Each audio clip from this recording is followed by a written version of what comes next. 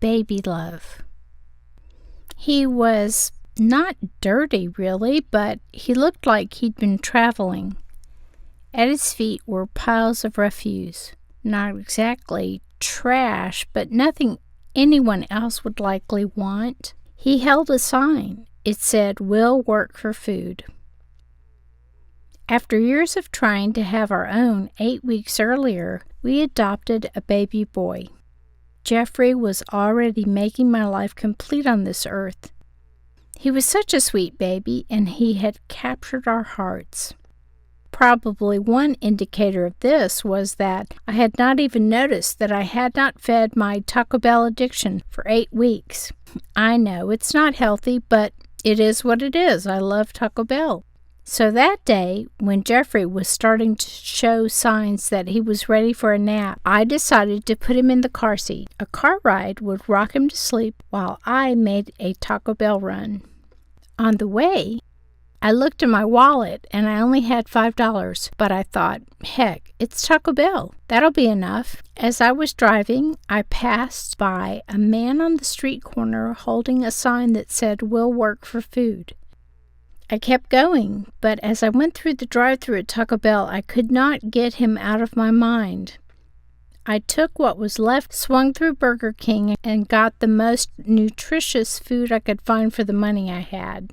Approaching the man on the street, I slowed and decided I should be extra careful since I had Jeffrey in the car. I rolled my window down just a little.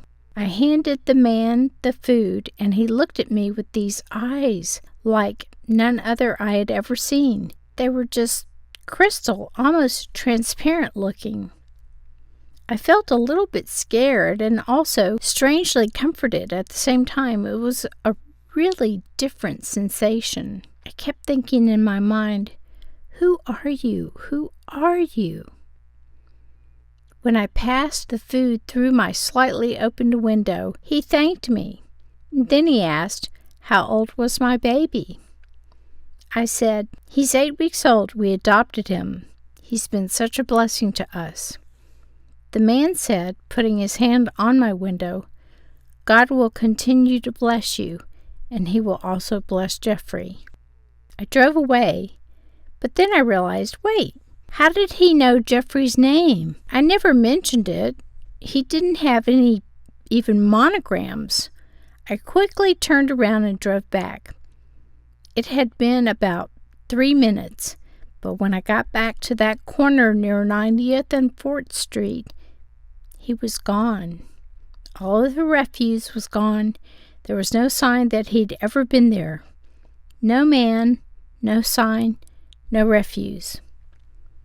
You never know when you're going to go about your day, and God might just drop you a little Valentine to forever remind you that you and your baby are loved.